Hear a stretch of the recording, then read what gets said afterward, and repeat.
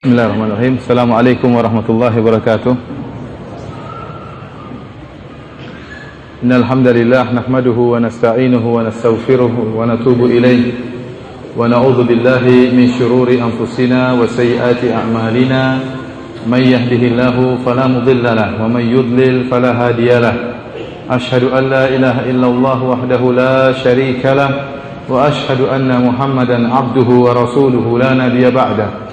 يا أيها الذين آمنوا اتقوا الله حق تقاته ولا تموتن إلا وأنتم مسلمون يا أيها الناس اتقوا ربكم الذي خلقكم من نفس واحدة وخلق منها زوجها وبث منهما رجالا كثيرا ونساء واتقوا الله الذي تساءلون به والأرحام إن الله كان عليكم رقيبا يا أيها الذين آمنوا اتقوا الله وقولوا قولا سديدا يصلح لكم أعمالكم ويغفر لكم ذنوبكم ومن يطع الله ورسوله فقد فاز فوزا عظيما أما بعد فإن أصدق الحديث كتاب الله وخير الهدى هدى محمد صلى الله عليه وسلم وشر الأمور محدثاتها فإن كل محدثة بدعة وكل بدعة ضلالة وكل ضلالة في النار.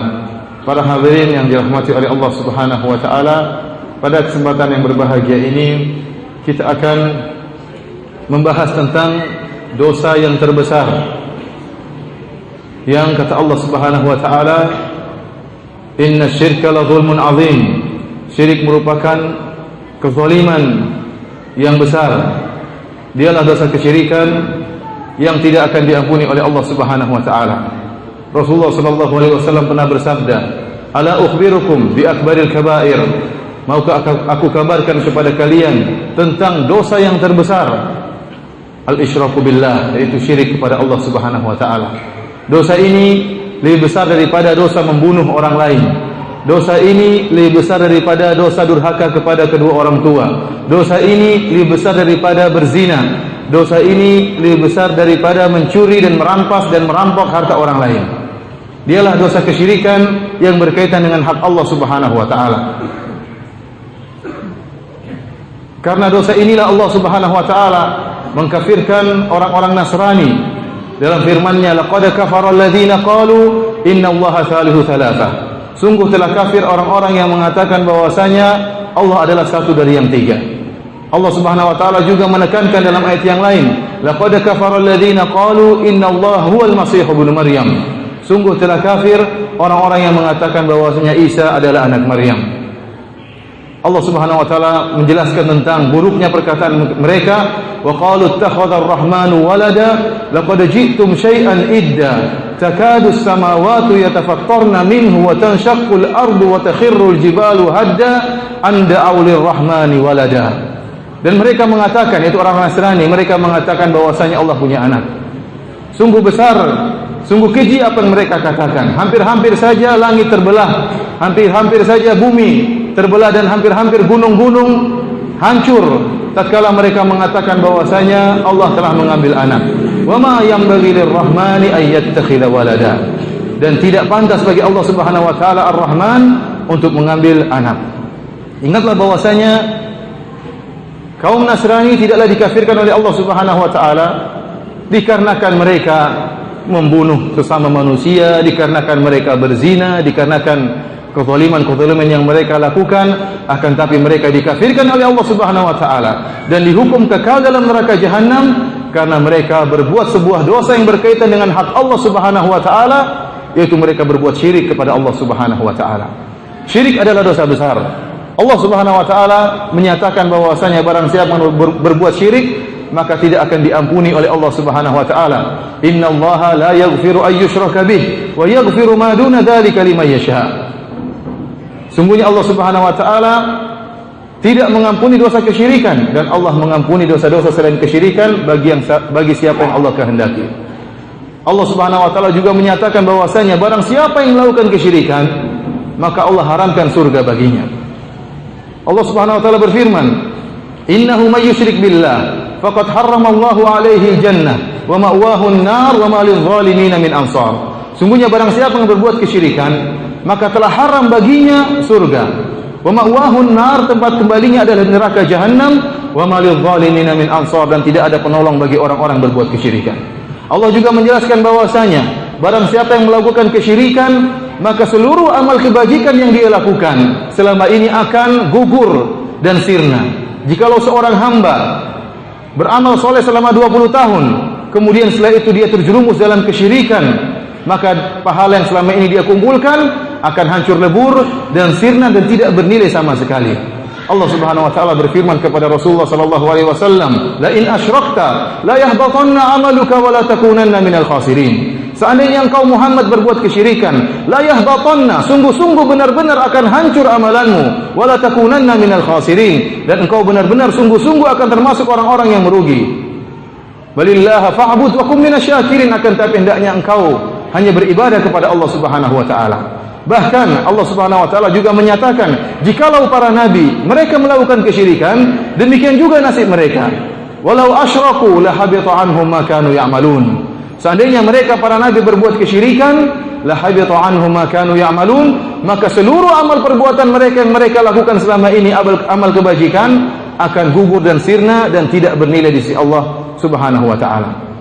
Oleh karenanya barang siapa yang meninggal dalam keadaan melakukan syirik akbar dan tidak bertobat kepada Allah Subhanahu wa taala, maka hukumnya dia akan kekal dalam neraka jahanam selama-lamanya dan tidak ada seorang pun yang bisa menolongnya. Oleh karenanya para hadirin yang dirahmati oleh Allah Subhanahu wa taala, sungguh keji orang-orang yang menyatakan bahwasanya seluruh agama itu sama, sebagaimana yang dinyatakan oleh orang-orang JIL, jaringan Islam liberal. Bagaimana mereka bisa menyamakan antara agama tauhid, agama Islam yang mengajak manusia untuk hanya beribadah kepada Rabbus samawati wal ard, pencipta alam semesta ini, bagaimana disamakan dengan agama-agama yang menyeru kepada kesyirikan, yang menyeru pada penyembahan terhadap makhluk, yang menyeru pada penyembahan terhadap dewa, yang menyeru terhadap penyembahan terhadap nabi, terhadap wali. Tentunya tidak sama antara penyembahan terhadap Allah Subhanahu wa taala dengan penyembahan terhadap makhluk. Lihat orang-orang Nasrani dikafirkan oleh Allah Subhanahu wa taala bukan karena kezaliman yang mereka lakukan, pembunuhan, pemerkosaan, pencurian, bukan, akan tapi tatkala mereka melakukan kesyirikan yang berkaitan dengan hak Allah Subhanahu wa taala, maka mereka divonis kafir oleh Allah Subhanahu wa taala, kekal dalam neraka jahanam selama-lamanya. Dan pada kesempatan yang berbahagia ini, saya ingin mengupas tentang hakikat daripada kesyirikan, dosa yang terbesar ini, agar kita memiliki hujjah dan memiliki ilmu tentang hakikat kesyirikan, dan bisa kita ingatkan saudara-saudara kita yang sebagian mereka terjerumus dalam praktek-praktek syirik tanpa mereka sadari. Dan kesyirikan yang akan saya bahas, ya, kesyirikan yang berkaitan dengan tauhid ar-rububiyah dan kesyirikan yang berkaitan dengan tauhid al-uluhiyah. Di sana ada juga kesyirikan yang berkaitan dengan tauhid al-asma wa sifat, akan tapi waktu yang terbatas ini kita hanya menyinggung dua jenis kesyirikan yang berkaitan dengan tauhid ar-rububiyah dan tauhid al-asma wa sifat. Para hadirin yang dirahmati oleh Allah Subhanahu wa taala, para ulama tatkala membagi tauhid menjadi tiga, tauhid ar-rububiyah, tauhid al-uluhiyah dan tauhid al-asma wa sifat, pembagian ini hanyalah metode untuk memudahkan belajar, untuk memudahkan memahami syariat Islam. Karena memang Nabi SAW tidak pernah menyatakan dalam satu hadis, ketahuilah para sahabatku bahwasanya tauhid terbagi menjadi tiga, tauhid ar-rububiyah, tauhid al-uluhiyah dan tauhid al-asma wa sifat. Pembagian ini hanyalah metode dalam rangka untuk memudahkan mempelajari. Oleh karenanya kita dapati juga sebagian ulama membagi tauhid menjadi dua saja, tauhid al-ma'rifah dan tauhid at-talab wal qasd, ya. Tauhid al-ilmi wal ma'rifah yang pertama, dan yang kedua tauhid at-talab wal qasd. Intinya bukanlah pembagian itu merupakan tujuan, akan tapi hanyalah sarana. Yang paling penting adalah hakikat dari pembagian tersebut. Oleh karenanya kita dapati para ulama ahli fuqaha, mereka juga membagi hukum-hukum Islam menjadi 5, yaitu wajib, kemudian mandub, kemudian mubah, kemudian makruh, kemudian haram. Dari mana mereka membagi hukum Islam, hukum fikih menjadi 5 ini? Tentunya tidak ada dalil satupun, baik dalam hadis yang dhaif, baik dalam hadis yang maudhu', apalagi hadis yang sahih, bahwasanya hukum fikih menjadi 5. Tidak pernah Nabi sallallahu alaihi wasallam bersabda, wahai para sahabatku, ketahuilah bahwasanya hukum fikih terbagi menjadi 5, yaitu wajib, kemudian mandub dan seterusnya. Akan tapi setelah diteliti, ternyata memang hukum fikih bisa diklasifikasikan menjadi 5 macam. Demikian juga tatkala para ahli lughah kemudian setelah meneliti tentang kalimat-kalimat dan kata-kata yang terkandung dalam lughah Arabiyah, maka mereka menyatakan bahwasanya al-kalimat dalam bahasa Arab terbagi menjadi 3, yaitu fi'il, kata kerja, kemudian isim, kata benda, kemudian huruf. Ini semua hanyalah metode dalam memahami dan bukan tujuan. Oleh karenanya kita dapati juga kaum Sufiyah, mereka membagi tauhid menjadi 3. Mereka mengatakan tauhid ada 3. Yang pertama, tauhidul ammah, tauhidnya orang umum. Kemudian yang kedua, tauhidul khasah, tauhidnya orang-orang khusus. Dan yang ketiga, tauhid khasatil khasah, tauhidnya orang-orang super khusus. Ya. Mereka juga membagi menjadi 3. Intinya bukan ini tujuan kita. Tujuan kita hakikat dari pengertian tauhid. Terserah mau dibagi berapa, yang penting jangan sampai keluar jalur, jangan bertentangan dengan ayat-ayat dan hadis-hadis Rasulullah sallallahu alaihi wasallam. Adapun yang pertama, tauhid ar-rububiyah. Tauhid diambil dari bahasa Arab dari wahada yuwahidu tauhidan, yang artinya mengesahkan. Ar-rububiyah maksudnya apa? Ar-rububiyah artinya meyakini bahwasanya Allah lah yang Maha Esa, satu-satunya yang menciptakan alam semesta. Dialah Al-Khaliq, Al-Mutafarridu bil Khalq, satu-satunya yang menciptakan. Kemudian Al-Mutafarridu bit Tadbir, dan dialah satu-satunya Allah Subhanahu wa taala yang mengatur alam semesta ini. Dan dialah Allah Subhanahu wa taala satu-satunya yang memelihara alam semesta ini. Dan dialah Allah satu-satunya yang menghidupkan dan mematikan. Dan dialah Allah satu-satunya yang mengatur rezeki. Yang ini semua kembali kepada pengaturan alam semesta. Oleh kerana dikatakan Rabbul Alamin. Rabb adalah Allah Subhanahu wa taala, Al-Alamin adalah seluruh makhluk selain Allah Subhanahu wa taala. Inilah yang disebut dengan keyakinan tauhid rububiyah. Kapan saja ada seorang yang meyakini ada di sana zat lain yang nimbrung dalam masalah ini, ikut nimbrung dalam penciptaan, atau ikut nimbrung dalam pemeliharaan, atau ikut nimbrung dalam pengaturan alam semesta, maka orang ini telah berkeyakinan kesyirikan dalam tauhid ar-rububiyah. Di antara kesyirikan atau ikhwani fillah azanillahu iyyakum, fitrah manusia meyakini bahwasanya pencipta alam semesta hanyalah satu. Pencipta alam semesta hanyalah satu. Dan fitrah manusia ya meyakini adanya Allah Subhanahu wa taala, adanya pencipta alam semesta ini. Bahkan orang-orang ateis ya dari kaum komunis yang mengaku-ngaku bahwasanya tidak ada Tuhan, alam ini terjadi dengan sendirinya, alam ini terjadi dengan tiba-tiba, tanpa ada yang mengatur, tanpa ada yang menciptakan, maka sungguhnya mereka sedang menentang fitrah yang Allah telah tancapkan dalam hati-hati mereka. Oleh kerana didapati dalam sejarah mereka, sebagian pembesar tokoh ateis, tatkala dia terjatuh, maka dia pun menyeru kepada pencipta. Fitrahnya langsung membuat lisannya berbicara untuk minta pertolongan kepada pencipta, penguasa alam semesta ini. Tidak dikenal zaman dahulu seorang pun yang mengingkari adanya Tuhan, ya, kecuali ya yang terjadi di zaman Nabi Ibrahim, Raja Namrud, ya, yang ngaku juga sebagai Tuhan, atau yang pernah diakui oleh Fir'aun laknatullah alaih di zaman Nabi Musa alaihissalam, yang dia mengatakan ana rabbukumul a'la, aku adalah Tuhanmu yang maha tinggi. Akan tapi ya, sebenarnya fitrah dari Fir'aun, hati kecilnya mengakui bahwasanya Allah Subhanahu wa taala pencipta alam semesta. Dia mengucapkan bahwasanya saya adalah Tuhanmu yang maha tinggi, itu hanyalah kesombongan yang keluar dari lisannya. Allah Subhanahu wa taala telah menjelaskan akan hal ini, bahwasanya Fir'aun mengakui adanya Allah Subhanahu wa taala. Dalam Al-Qur'an Allah berfirman, "Wajahadu biha wastaiqanatha anfusuhum zulman wa uluwa." Mereka Fir'aun dan para pengikut Fir'aun jahadu biha, mereka menolak mukjizat-mukjizat Nabi Musa alaihissalam.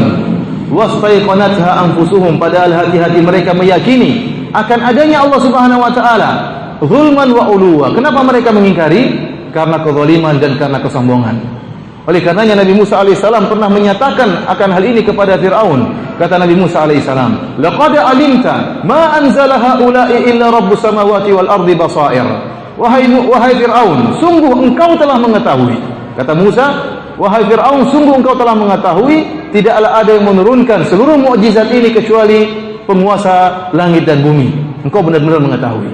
Ini jelas bahwasanya Fir'aun ya benar-benar dalam hatinya mengakui adanya Allah Subhanahu wa taala. Hanya saja kesombongannya yang buat dia mengatakan ana rabbukumul a'la. Aku adalah Tuhanmu yang maha tinggi. Iblis saja mengakui adanya Tuhan. Iblis saja mengakui Allah yang menciptakan dia.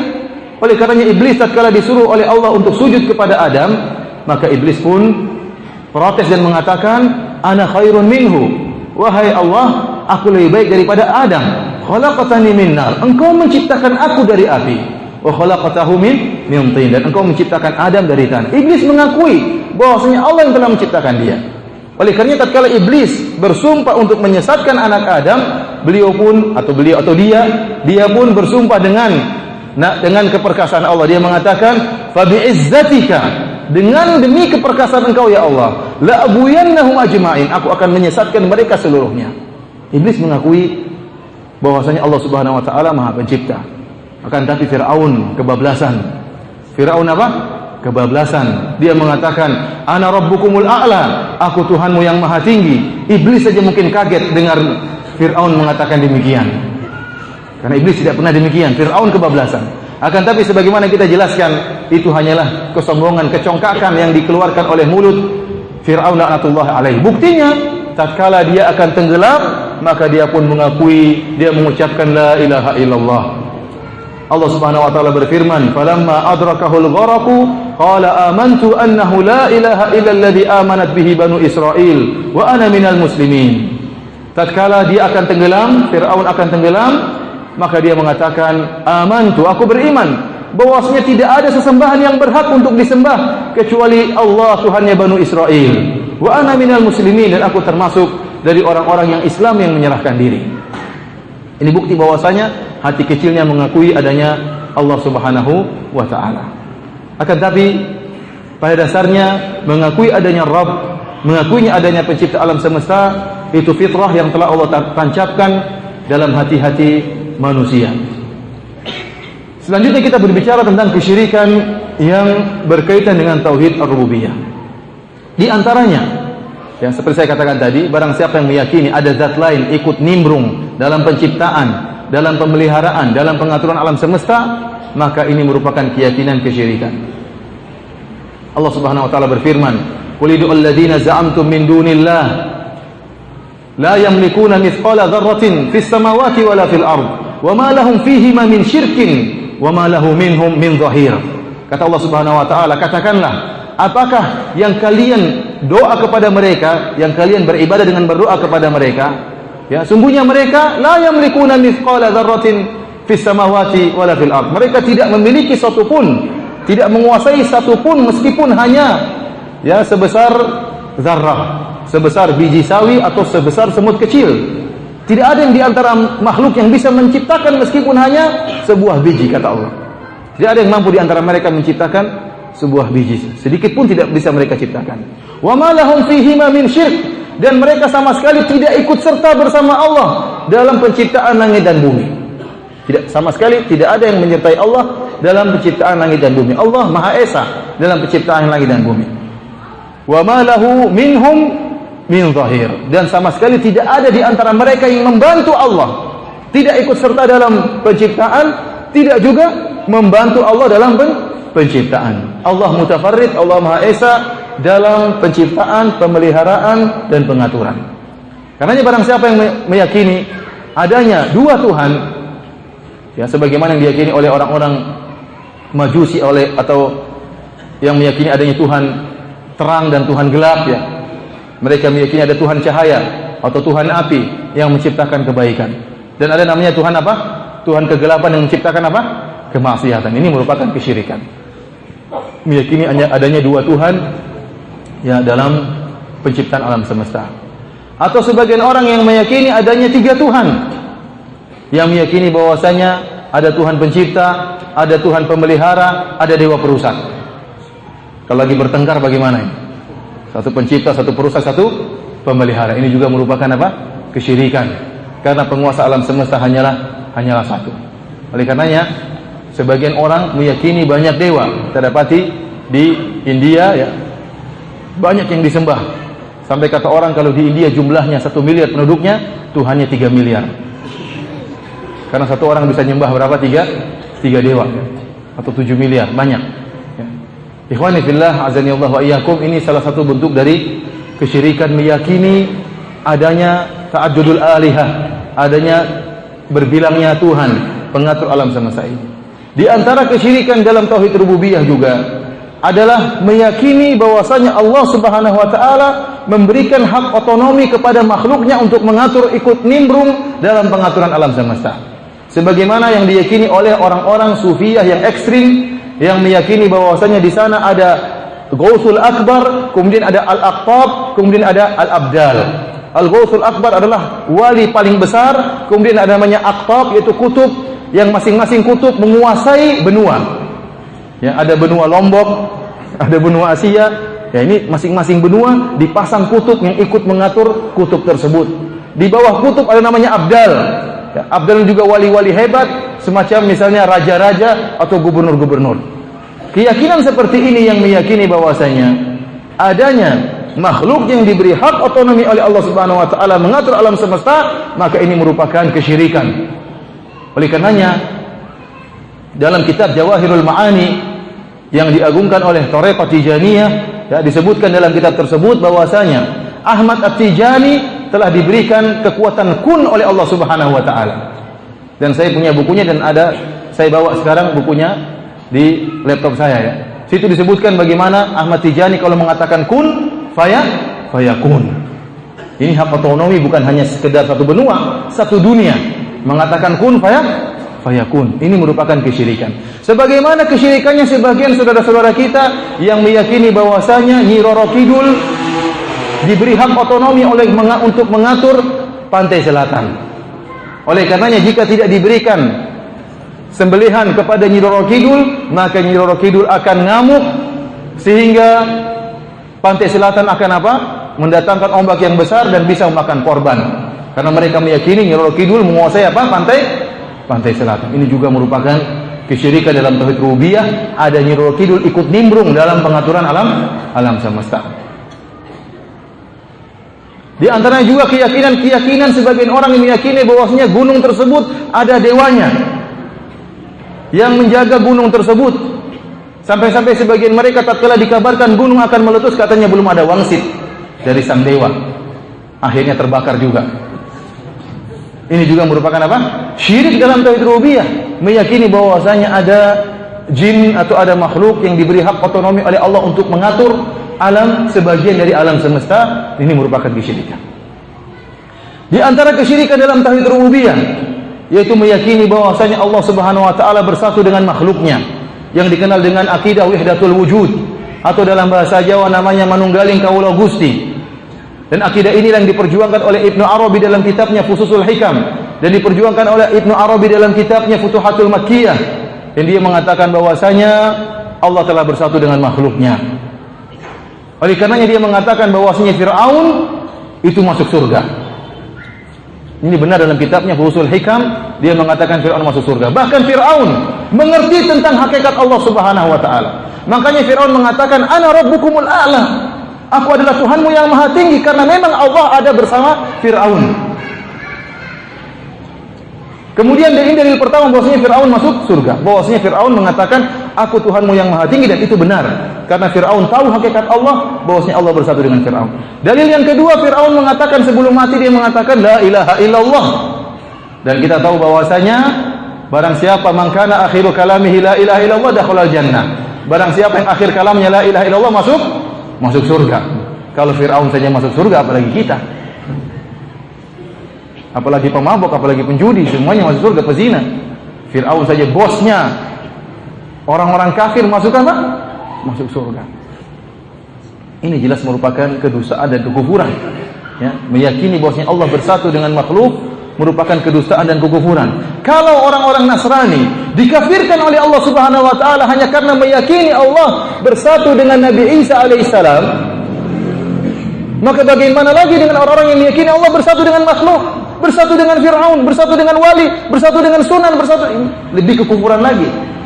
Kalau meyakini Allah hanya bersatu dengan satu saja, Nabi Isa yang sangat mulia, itu menjadikan kekufurnya orang-orang Nasrani. Bagaimana lagi dengan meyakini Allah Subhanahu wa taala bersatu dengan banyak makhluk. Hati-hati dengan akidah seperti ini, yang sampai sekarang masih saja ada orang yang menyuruh kepada akidah sesat seperti ini. Bahkan bukunya Ibnu Arabi Fususul Hikam ya, dijadikan risalah magister, tesis S2 dalam sebuah universitas yang ada di negeri kafir. Bahkan musyriknya, dosen pembimbingnya seorang orientalis. Waktu saya baca mukadimah buku ini mengerikan, dosen pembimbingnya orang orientalis. Padahal dalam buku tersebut Ibnu Arabi mengatakan, saya menulis buku ini ya wasiat dari Nabi sallallahu alaihi wasallam, dan saya tidak menambah satu huruf pun dari wasiat Nabi sallallahu alaihi wasallam dalam buku ini. Ini merupakan apa? Kekufuran. Ikhwani fillah, azani Allahu ayyakum. Ya.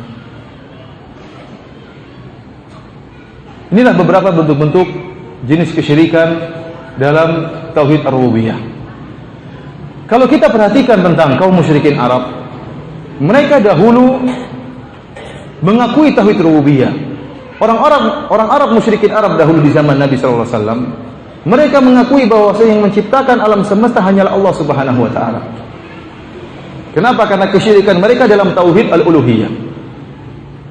Dan dalil yang menunjukkan akan hal ini sangatlah banyak. Di antaranya firman Allah Subhanahu wa taala, "Wala in sa'altahum man khalaqas samawati wal ard la yaquluna Allah." Wahai Muhammad, kalau engkau bertanya kepada mereka, kaum musyrikin Arab, "Man khalaqas samawati wal ard?" Siapakah yang menciptakan langit dan bumi? La yaqulunna Allah, maka mereka sungguh-sungguh benar-benar akan menyatakan yang menciptakan langit dan bumi Allah Subhanahu wa taala. Allah abadikan dalam Al-Qur'an. Dalam ayat yang lain, wala in sa'altahum man khalaqahum, jika engkau bertanya kepada mereka, siapa yang telah menciptakan kalian? Maka mereka menjawab, la yaqulunna Allah, sungguh-sungguh yang telah menciptakan kami adalah Allah Subhanahu wa taala. Oleh karena kita dapati orang-orang Arab dahulu mereka juga beribadah. Mereka juga berhaji. Mereka juga melaksanakan ibadah haji, mereka juga tawaf. Ini wajar, kenapa? Karena Islam pertama kali masuk melalui Nabi Ibrahim alaihissalam yang meletakkan putranya Nabi Ismail di kota Mekah dekat Ka'bah. Kemudian setelah Nabi Ismail menjadi seorang nabi, maka dia pun mendakwahkan Islam. Maka sejak saat itu sudah tersebar agama Islam di Jaziratul Arab. Hanya saja berjalan dengan waktu, akhirnya terjadi bid'ah, terjadi kesyirikan, penyimpangan, sehingga akhirnya kaum musyrikin Arab melakukan kesyirikan. Hanya saja tauhid rububiyah masih tersisa dalam benak mereka. Mereka tahu bahwasanya pencipta alam semesta hanyalah Allah Subhanahu wa taala, akibat sisa dari dakwahnya Nabi Ibrahim alaihissalam. Dahulu saya waktu masih SD atau SMP, saya sempat heran dengan sikap orang-orang Arab dahulu. Kok bodoh-bodohnya mereka menciptakan Tuhan dari batu, mereka pahat sendiri, kemudian mereka mengatakan, wahai Tuhan yang saya pahat, kamu yang telah menciptakan saya. Ini bodoh sekali. Apalagi disebut dalam riwayat, mereka buat Tuhan dari adonan kue, dari tepung, kalau mereka kelaparan Tuhannya dia makan. Ini disebut dalam sejarah. Saya sempat terpikir, bodoh sekali orang Arab ini. Disebutkan bagaimana tatkala mereka sedang bersafar, maka Tuhan mereka bawa, patungnya mereka bawa. Tiba-tiba di tengah safar Tuhannya jatuh, hilang. Maka pimpinan rombongan mengatakan, wahai teman-teman, berhenti dulu, Tuhan kita hilang. Ayo cari Tuhan kalian. Maka berhenti cari Tuhan, karena kalau nggak bawa Tuhan kualat, Tuhannya harus digendong, dibawa. Akhirnya mereka pun mencari Tuhan, akhirnya ketemu. Maka di antara mereka ada yang berkata, wahai teman-teman, kita sudah dapat Tuhan kita. Setelah dicek ternyata lain, atau yang mirip-mirip dengan Tuhan kita. Nah, ini Apakah mereka meyakini bahwasanya Tuhan yang mereka pahat, Tuhan yang mereka buat, yang menciptakan alam semesta dan menciptakan diri mereka, ini kebodohan yang luar biasa, tidak ada kebodohan di atas kebodohan ini. Ternyata bukan demikian pemahaman mereka. Bukan demikian kebodohan mereka, tidak. Mereka itu menciptakan Tuhan-Tuhan, Maha Tuhan. Tuhan itu hanyalah simbol dari orang soleh, ya, yang mereka yakini orang soleh tersebut memiliki kedudukan di sisi Allah Subhanahu wa Ta'ala. Sebagaimana simbol-simbol yang banyak kita lihat, seperti sebagian orang Nasrani yang memasang patung Nabi Isa. Apakah patung yang mereka agungkan itu simbol dari siapa? Dari Nabi Isa. Sebagaimana patung-patung saya lihat di sebagian tempat, ya, ada yang dikasih sarung, ada yang tidak dikasih sarung. Saya berjalan sebagian tempat, ada patung yang dikasih sarung, ada yang tidak dikasih sarung. Sampai saya tanya, itu kenapa dikasih sarung, itu tidak dikasih sarung? Untung dia tidak jawab, satunya belum disunat, satunya sudah disunat. Tapi dia jawab, yang satu sudah ada penunggunya, satu belum ada penunggunya. Kenapa? Itu hanya simbol sebagai sesuatu yang diyakini. Sebagaimana penganut agama Buddha yang membuat patung Buddha, itu keyakinan bahwasanya patung tersebut simbol dari Tuhan mereka. Tuhan siapa? Buddha, Siddhartha Gautama, dan seterusnya. Demikian juga kaum musyrikin Arab, tatkala mereka membuat patung itu pun adalah simbol dari orang-orang saleh. Sebagaimana disebutkan oleh Ibnu Abbas radhiyallahu ta'ala anhuma dalam Sahih Al-Bukhari tentang Lata. Allah berfirman, "Afara'aitumul Lata wal Uzza wa Manata tsalitsata al-ukhra, alakumudz dzakaru wa lahul untha, tilka idzan qismatun dhiza." Bagaimana menurut kalian tentang Lata? Lata ini, kata Ibnu Abbas, kana yalitus sawiq lil hujjaj. Lata ini dulu kerjanya buat adonan makanan untuk dibagikan kepada jemaah haji. Jadi orang soleh Lata ini. Tatkala dia meninggal, orang baik suka bagi-bagi makanan kepada jemaah haji. Tatkala dia meninggal, maka mereka bangun patung di atas kuburannya, sehingga disembahlah patung tersebut. Bukan patungnya mereka meyakini menciptakan alam semesta, tapi patung itu merupakan simbol dari orang soleh. Oleh karenanya kaum musyrikin Arab dahulu mereka melaksanakan ibadah haji. Dalam Sahih Muslim, tatkala Nabi SAW berhaji bersama kaum musyrikin, Nabi SAW bertalbiyah sebagaimana talbiyah yang kita ketahui. Labbaik Allahumma labbaik, labbaik la syarika laka labbaik, innal hamda wan ni'mata laka wal mulk la syarika lak. Ya Allah, aku penuhi panggilanmu ya Allah. Ya Allah, tidak ada syarikat bagi engkau ya Allah. Sungguhnya pujian, kenikmatan dan kerajaan semua hanya milikmu ya Allah. La syarika lak, tidak ada syarikat bagi engkau. Rasulullah SAW mengikrarkan tauhid rububiyah dan uluhiyah. Ternyata kaum musyrikin Arab mereka juga berhaji, dan mereka juga bertalbiyah sebagaimana talbiyah kaum muslimin, hanya saja ada tambahannya. Bagaimana talbiyah mereka? Mereka mengatakan labbaik Allahumma labbaik, labbaik la syarika laka labbaik. Ya Allah, kami penuhi panggilanmu ya Allah. Ya Allah, tidak ada syarikat bagimu. Tatkala mereka mengatakan labbaik la syarika laka labbaik, Nabi SAW kemudian berteriak, wailakum qad, cukup, jangan ditambah lagi talbiyah kalian. Akan tetapi kaum musyrikin Arab tambah lagi talbiyahnya. Jadi mereka mengatakan labbaik Allahumma labbaik, ya Allah, tidak kami penuhi panggilanmu ya Allah. Labbaik la syarika laka labbaik, tidak ada syarikat bagi engkau ya Allah. Kemudian mereka tambah illa syarikan huwalak tamlikuhu wa ma malak, kecuali syarikat yang kau izinkan ya Allah, yang kau menguasai syarikat tersebut sementara mereka tidak menguasai apa-apa. Lihat bagaimana talbiyahnya kaum musyrikin. Apa kata mereka? Illa syarikan huwalak tamlikuhu wa ma malak, kecuali syarikat yang kau izinkan ya Allah, yang kau kuasai syarikat tersebut. Engkau menguasainya dan dia tidak menguasai apa-apa. Ini tauhid rububiyah. Jadi syarikat yang mereka sembah itu tidak menguasai apa-apa dan mereka akui dalam talbiyah mereka. Oleh karenanya ikhwan, kita harus sadar bahwasanya kaum musyrikin Arab dahulu mereka mengakui bahwasanya pencipta alam semesta hanyalah Allah Subhanahu wa taala satu-satunya, ya, dan mereka menguatkan hal ini. Oleh karenanya banyak di antara mereka yang namanya Abdullah, ya. Meskipun mereka musyrik namanya siapa? Abdullah. Demikian juga kisah yang ma'ruf tentang Abraha tatkala ingin menghancurkan Ka'bah, maka Abraha tatkala itu mencuri onta-ontanya Abdul Muttalib, kakek Nabi sallallahu alaihi wasallam. Maka Abdul Muttalib pun mendatangi Abraha. Dia minta onta-ontanya. Kata Abraha, kenapa kau tidak membela Ka'bahmu? Kok malah minta onta? Kata Abdul Muttalib, ana rabbul ibil. Saya pemilik onta, kembalikan onta saya. Walil Ka'bah rabbun yahmiha. Adapun Ka'bah ada Rabbnya sendiri yang akan menjaga Ka'bah. Oleh karenanya kita tahu bahwasanya kaum musyrikin Arab, mereka dahulu meyakini pencipta alam semesta satu-satunya adalah Allah Subhanahu wa taala.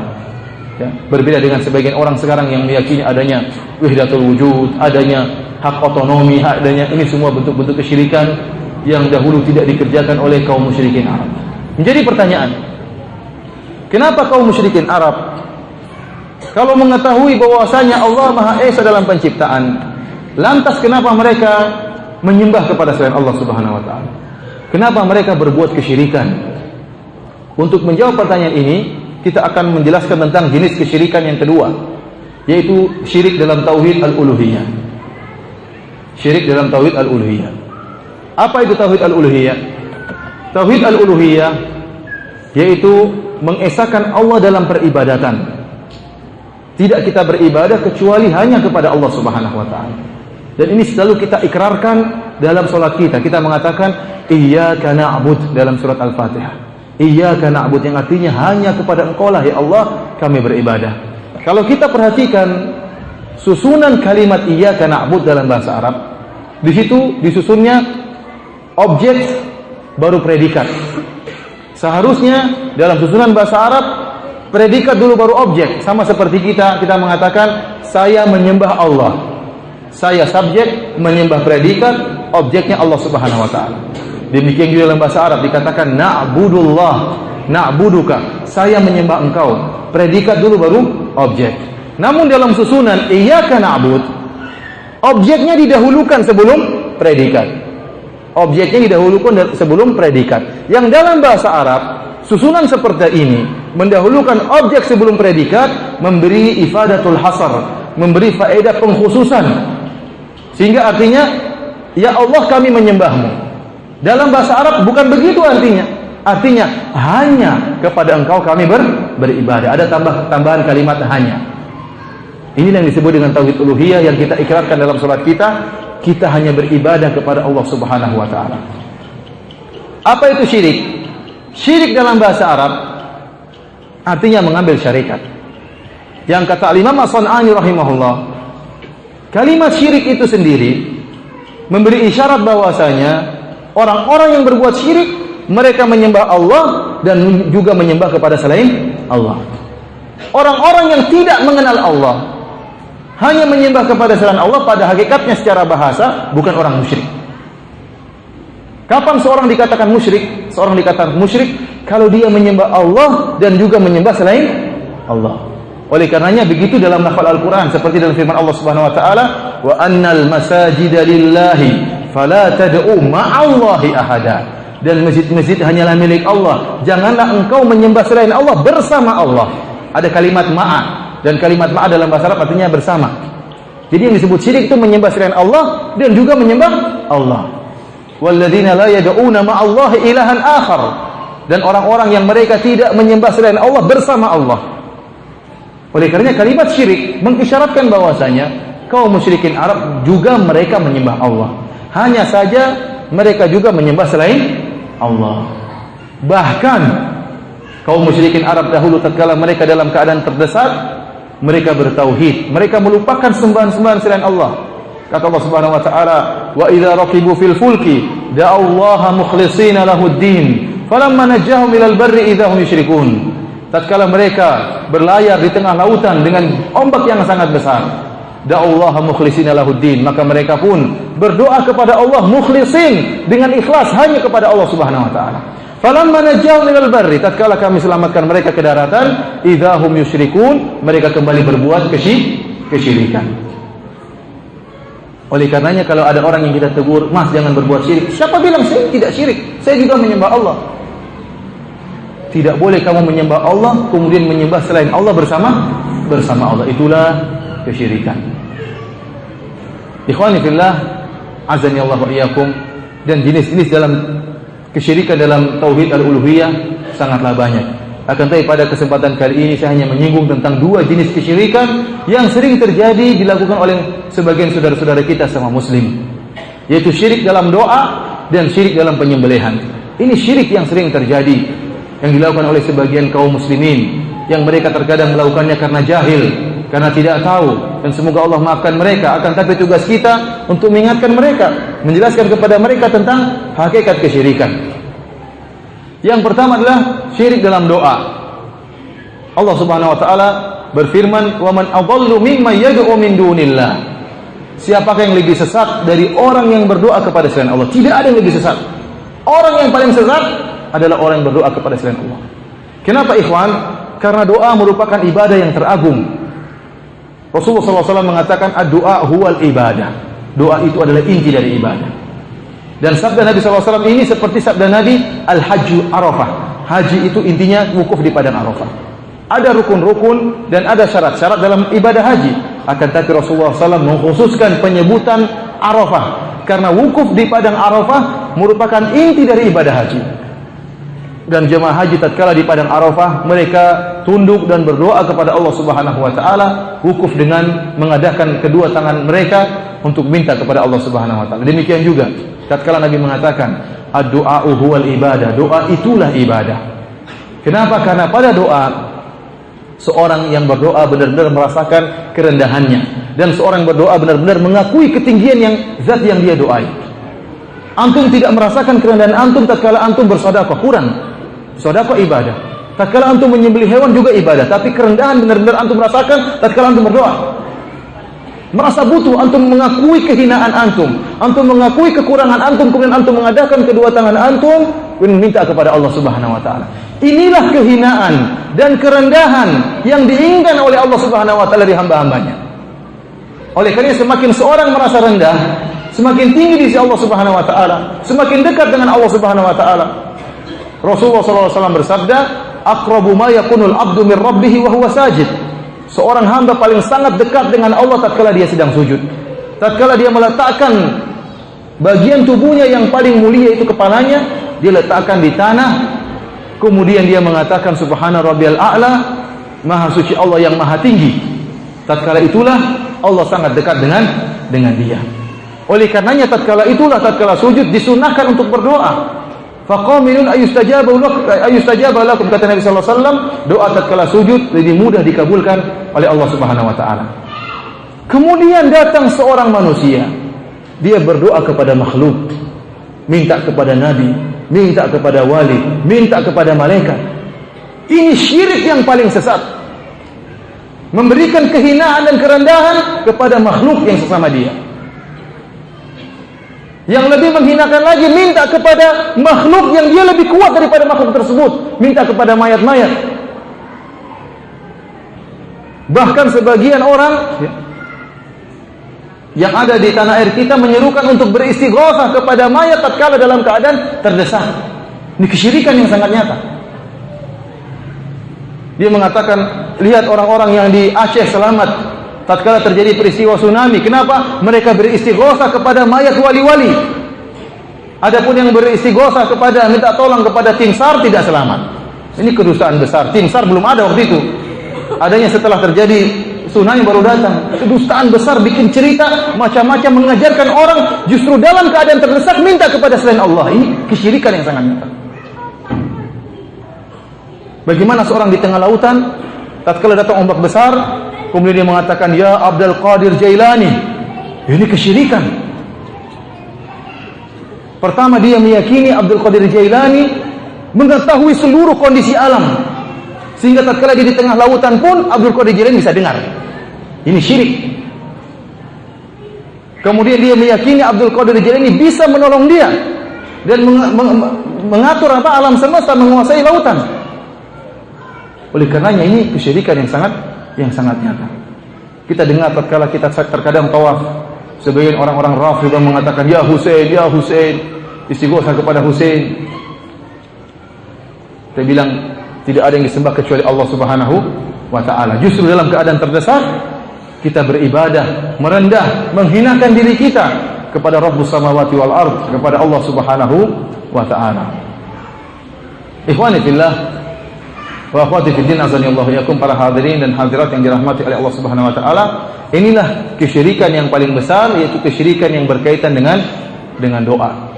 Kemudian kesyirikan berikutnya yang berkaitan dengan tauhid al-uluhiyah, yaitu kesyirikan yang berkaitan dengan penyembelihan. Kita tahu menyembelih adalah ibadah. Kata Allah Subhanahu wa taala, "Qul inna salati wa nusuki wa mahyaya wa mamati lillahi rabbil alamin la syarikalah." Katakanlah bahwasanya salatku dan sembelihanku, nusuki, kehidupanku dan kematianku hanyalah milik Allah Subhanahu wa taala. La syarikalah, tidak ada syarikat bagi Allah Subhanahu wa taala. Sebagaimana salatku hanya untuk Allah, tidak boleh kita sujud kepada selain Allah. Maka demikian juga sembelihanku hanya kuserahkan kepada Allah Subhanahu wa taala. Dalam ayat yang lain kata Allah Subhanahu wa taala, "Fasholli li rabbika wanhar." Salatlah hanya kepada Allah dan menyembelihlah hanya kepada Allah Subhanahu wa taala. Maka sebagaimana tidak boleh kita sujud kepada makhluk kecuali orang-orang Syiah. Ayatul Khomeini dalam kitabnya Al-Hukum Al-Islamiyah menyatakan boleh sujud kepada dalam Kashful Asrar, saya punya kitabnya, dia menyatakan boleh sujud kepada makhluk. Dia bilang tidak, sujud hanya kepada Allah Subhanahu wa taala. Fasholli li rabbika wanhar. Sebagaimana tidak boleh kita sujud kepada makhluk, demikian juga tidak boleh kita sembelih untuk apa? Untuk makhluk. Barang siapa yang sujud kepada selain Allah, kepada makhluk, telah terjerumus dalam kekufuran, dan demikian juga yang menyembelih kepada selain Allah, maka telah terjerumus dalam kesyirikan. Oleh karenanya Rasulullah SAW sebagaimana diriwayatkan oleh Ali bin Abi Thalib, la'anallah, Rasulullah SAW bersabda, la'anallah man dzabaha li ghairillah. Allah melaknat orang yang menyembelih kepada selain Allah Subhanahu wa taala. Kita tidak boleh mengalirkan darah kecuali kepada zat yang telah mengalirkan darah tersebut dalam hewan tadi. Itu yang berhak kita alirkan darah untuk Allah Subhanahu wa taala. Dalam satu hadis Rasulullah SAW bersabda, dakhala ar-rajulu an-nara fi dhubabin wa dakhala ar-rajulu al-jannata fi dhubabin. Ada seorang yang masuk neraka karena seekor lalat, dan ada seorang yang masuk surga karena seekor lalat. Qalu kaifa dzalika ya Rasulullah? Kok bisa demikian wahai Rasulullah? Rasulullah SAW mengatakan, marra rajulani ala qaumin lahum sanam. Ada dua orang yang lewat pada suatu kaum yang kaum itu punya sebuah patung. Dan kaum itu mempersyaratkan tidak boleh seorang pun melewat kampungnya kecuali setelah menyembahkan sesuatu kepada patung tadi. Maka mereka berkata kepada yang pertama, qarrib, sembahkan sesuatu. Kata dia, saya tidak memiliki sesuatu. Kata mereka, qarrib walau dzubaban, sembahkanlah meskipun hanya seekor lalat. Faqarraba dzubaban fakhallau sabilahu famata fadakhalan nar. Maka orang ini pun mencari lalat, kemudian dia sembahkan kepada patung tadi, kemudian dibiarkan dia lewat, maka dia pun mati, kemudian masuk neraka jahanam. Mereka berkata yang kedua, qarrib, sembahkan sesuatu, saya tidak punya apa-apa untuk saya sembahkan. Maka fadarabu unuqahu, maka mereka pun menyembelih lehernya, maka orang ini pun masuk surga karena tidak mau menyembahkan sebuah lalat atau seekor lalat. Ikhwani fillah azanillahu wa iyyakum. Kalau seekor lalat bisa menyebabkan seorang masuk dalam neraka jahanam karena melakukan kesyirikan, bagaimana orang-orang yang menyembelih ayam 3 ekor untuk tuan tanah? Oleh karenanya dukun sangat laris, dukun-dukun sangat senang. Dukun itu kalau ada orang minta sesuatu, dia persyaratkan cari ayam 3 ekor, ayam hitam, potong, tumpahkan darahnya di tanah ya. Sebelum bangun rumah, membangun jembatan harus cari 8 ekor kambing, potong kepalanya atau kerbau. Kalau enggak nanti jembatannya roboh. Toh roboh juga akhirnya. Seperti ini kesyirikan banyak terjadi. Kalau antum pergi ke tanah suci, jalan dari Mekah menuju Madinah atau kemana sajalah, dari Mekah menuju Madinah 400 km lebih, antum akan lihat banyak gunung yang dibelah oleh pemerintah Saudi. Coba dewa gunung itu butuh berapa kambing satu gunung? Kalau kita di Indonesia mungkin ada gunung mau dibelah, butuh sapi berapa ekor? Dewanya ngamuk. Di sana puluhan gunung mereka belah, tidak satu telur pun mereka pecahkan, dan tidak terjadi apa-apa. Yang jadi masalah di tanah air kita, orang-orang membesarkan kepala para jin, tunduk kepada para jin. Allah Subhanahu wa taala telah berfirman, wa annahu kana rijalun minal insi ya'udzuuna birijalin minal jinni fazaduhum rahaqa. Dan dahulu ada sebagian orang-orang manusia yang mereka berlindung kepada sebagian jin, akhirnya menjadikan jin semakin sombong. Ini sedikit-sedikit persyaratan potong ini untuk supaya tuan rumahnya tidak tuan tanahnya tidak marah, dewa buminya tidak marah, sedikit-sedikit nyembelih, ya, gunung meletus harus potong kambing dilemparkan ke dalam kawah gunung meledak juga. Ada apa namanya? Lumpur lapindo, potong kambing berapa ekor lemparkan. Tetap aja mau keluar. Katanya kambingnya kurang kalau begitu. Ini kesyirikan-kesyirikan yang terjadi sebenarnya semakin perbesar, jin semakin apa? Semakin besar kepala. Akhirnya kita kalau di sini di tanah air baru lewat kuburan takut sama jin. Khawatir muncul genderuwo, muncul apa? Nyiblorong, muncul apa? Siapa? Stella katanya. Padahal yang muncul si manis jembatan Ancol. Ini yang perbesar. Kalau kita di Saudi, kita ke kuburan, tidak ada rasa takut sama sekali, tidak ada merinding sama sekali. Dan kita benar-benar tujuannya untuk mengingat akhirat. Kenapa? Karena memang di sana azan dikumandangkan, orang sholat sehingga jin tidak punya tempat. Di sini baru jalan ke kuburan sudah merinding, benar-benar ada jinnya, benar. Merinding. Entar lagi ngeri. Baru datang masuk rumah ngeri. Di mana-mana jin bercokol karena orang jauh dari apa? Dari tauhid. Seperti kata Allah Subhanahu wa taala, semakin sombonglah jin tersebut. Berikan ikhwani fillah azanillahu wa iyyakum, ya inilah di antara dua kesyirikan yang sering terjadi, apalagi yang terjadi di pantai selatan di mana mereka acara tahunan kemudian menyembelih seekor sapi, seekor kerbau untuk disembahkan kepada Ratu Laut Kidul. Ini merupakan syirik akbar ya yang sangat kita khawatirkan dan sangat berbahaya bagi agama kaum muslimin. Kita kembali kepada permasalahan kita. Kok bisa orang-orang musyrikin Arab yang meyakini bahwasanya Allah Subhanahu wa taala satu-satunya Maha Pencipta, kok mereka melakukan kesyirikan? Allah jawab pertanyaan tersebut dalam Al-Qur'an. Tatkala Rasulullah SAW bertanya kepada mereka, "Kenapa kalian melakukan kesyirikan?" Apa jawaban mereka? Mereka jawab dengan firman dengan yang diabadikan oleh Allah dalam Al-Qur'an, "Ma na'buduhum illa liyuqarribuna ila Allahi zulfa." Tidaklah kami menyembah mereka kecuali agar mendekatkan kami di sisi Allah Subhanahu wa taala.